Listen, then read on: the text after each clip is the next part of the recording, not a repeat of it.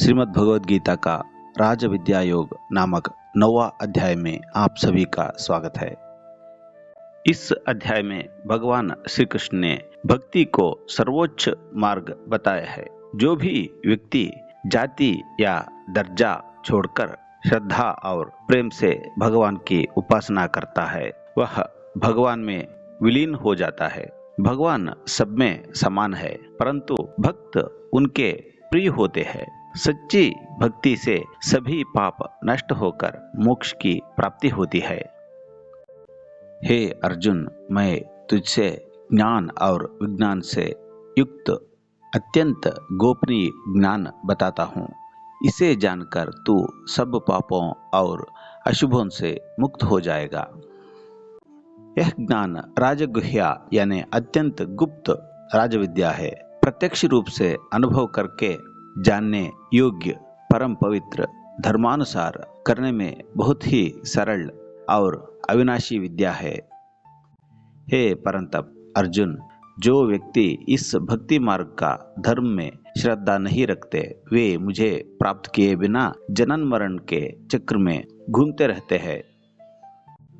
मेरे अप्रकट अव्यक्त रूप ने इस समस्त जगत को व्यापित किया है। सभी महाभूत मुझ में स्थित है, किंतु मैं उनमें स्थित नहीं हूँ। फिर भी महाभूत मुझ में स्थित नहीं है। मेरे इस ईश्वरीय योग को देखो। मैं सब प्राणियों को धारण करता हूँ, फिर भी उनमें स्थित नहीं हूँ। मैं ही सबका पालन पोषण करता हूँ। हे अर्जुन, जैसे महान वायु सदा आकाश में स्थित रहता है, समझो वैसे ही सभी महाभूत मुझ में स्थित है। हे कौन्तेय, कल्प के अंत में सभी प्राणी मेरी प्रकृति में लीन हो जाते हैं और कल्प के आरंभ में मैं उन्हें फिर से उत्पन्न करता हूँ। मैं अपनी ही प्रकृति को वश में रखकर बार बार इस समस्त भूत समूह को उत्पन्न करता हूँ, जो प्रकृति के वश में होकर असहाय अवस्था में अन्य मार्ग के बिना जन्म लेते हैं। हे धनंजय, ये सब सृष्टि स्थिति लय कर्म मुझे नहीं बांधते, क्योंकि मैं उनमें आसक्त नहीं हूँ और निर्लिप्त भाव से उन कर्मों में स्थित रहता हूँ। हे कौन्तेय, मेरी अध्यक्षता में प्रकृति समस्त चराचरों को उत्पन्न करती है। इसी कारण से यह जगत निरंतर परिवर्तित होता रहता है। मूर्ख लोग मेरे उस परम दिव्य स्वरूप को समस्त भूतों का ईश्वर है उसको नहीं जानते हुए मेरी इस मानव देह को देखकर मेरा तिरस्कार करते हैं। ऐसे अविवेकी लोग व्यर्थ आशाओं, व्यर्थ कर्मों और व्यर्थ ज्ञान वाले होते हैं। वे मोह से ग्रसित होकर राक्षसी और असुरी प्रकृति को धारण करते हैं। हे पार्थ, जो दिव्य प्रकृति को अपनाए हुए महात्मा है वे मुझे, जो समस्त भूतों का अनादि और अविनाशी कारण समझते हैं, मुझे एकनिष्ठ मन से भजते हैं। वे निरंतर मेरा कीर्तन करते हैं, दृढ़ संकल्प से प्रयत्न करते हैं, मुझे भक्ति से नमस्कार करते हैं और सदैव मुझ में लगे रहते हैं। कुछ भक्तजन ज्ञान यज्ञ के द्वारा मेरी उपासना करते हैं।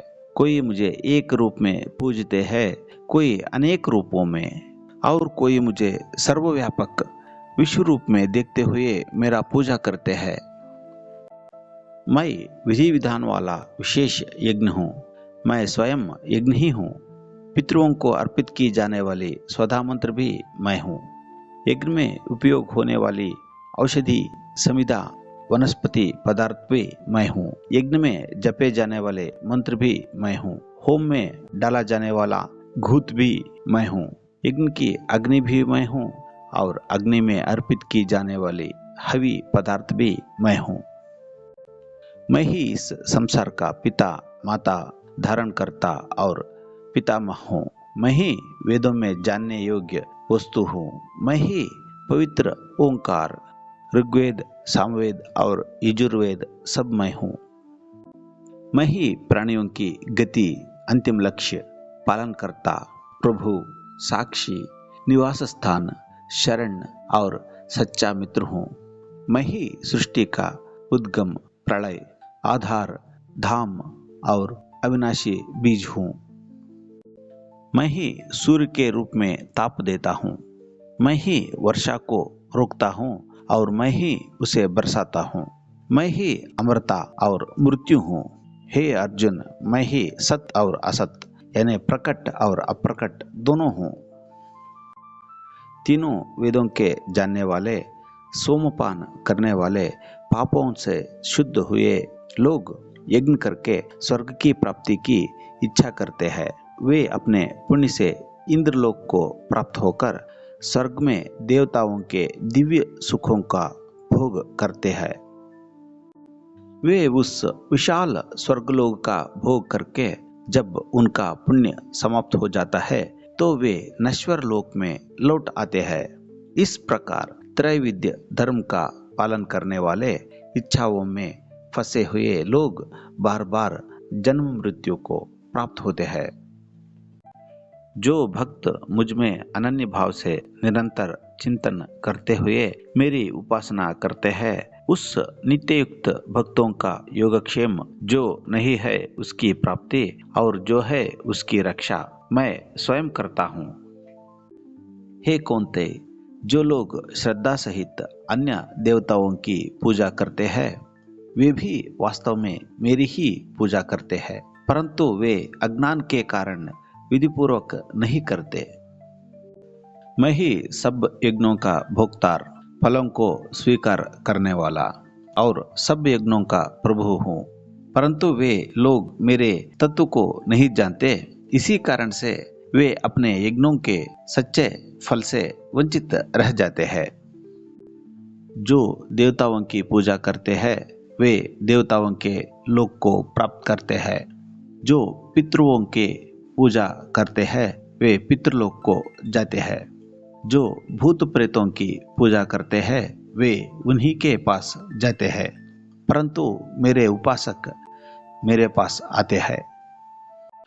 जो भक्त मुझे श्रद्धा और प्रेम से पत्ता, फूल, फल या जल अर्पित करता है, मैं उस शुद्ध भाव से दिए गए उपहार को स्वीकार करता हूँ। हे कौन्ते, तुम चाहे कोई भी काम करो, कुछ भी खाओ, यज्ञ करो, कुछ भी दान दो या कोई भी तपस्या करो, वह सब मेरे लिए किए अर्पण समझकर करो। इस प्रकार अपने सब कर्म मुझे अर्पित करके तू शुभ और अशुभ फलों से मुक्त होकर कर्म बंधन से छूट जाएगा और संन्यास योग से युक्त होकर मेरे पास आएगा। मैं सब प्राणियों में समान हूँ, ना तो मुझे कोई अप्रिय है ना प्रिय, परंतु जो मुझे भक्ति से बजते हैं वे मुझ में लीन हो जाते हैं और मैं उनमें स्थित रहता हूँ। यदि कोई अत्यंत दुराचारी दुष्कर्मी भी मुझे अनन्य भाव से भजता है तो उसे साधु ही मानना चाहिए, क्योंकि उसका निश्चय उत्तम है। वह शीघ्र ही धर्मात्मा बन जाता है और शाश्वत शांति को प्राप्त करता है। हे कौन्ते, तू निश्चय पूर्वक जान लो कि मेरा भक्त कभी नष्ट नहीं होता। हे पार्थ, जीव चाहे स्त्रियां हो, वैश्य हो या शूद्र, जो लोग मेरी शरण में आते हैं वे भी परम गति मोक्ष को प्राप्त करते हैं। तो फिर हे अर्जुन, मेरा पूजा करने वाला पवित्र ब्राह्मण और धर्मात्मा भक्त राजर्षि तो निश्चित ही मेरी भक्ति से परम सिद्धि प्राप्त करते हैं। तुम्हें मिली इस नश्वर और दुखमय संसार में तू मेरी ध्यान करो, मेरा चिंतन कर, मेरा भक्त बनो, मेरी पूजा कर और मुझे प्रणाम करो। इस प्रकार मुझ में मन लगाकर मुझे ही परम लक्ष्य मानकर तू निश्चय रूप से मेरे पास आएगा। ओम तत्सत। श्रीमद् भगवद गीता के उपनिषद रूप में ब्रह्म ज्ञान की शिक्षा देने वाले योग शास्त्र में श्री कृष्ण और अर्जुन के संवाद के रूप में राज विद्या योग नामक 9वां अध्याय समाप्त होता है। धन्यवाद।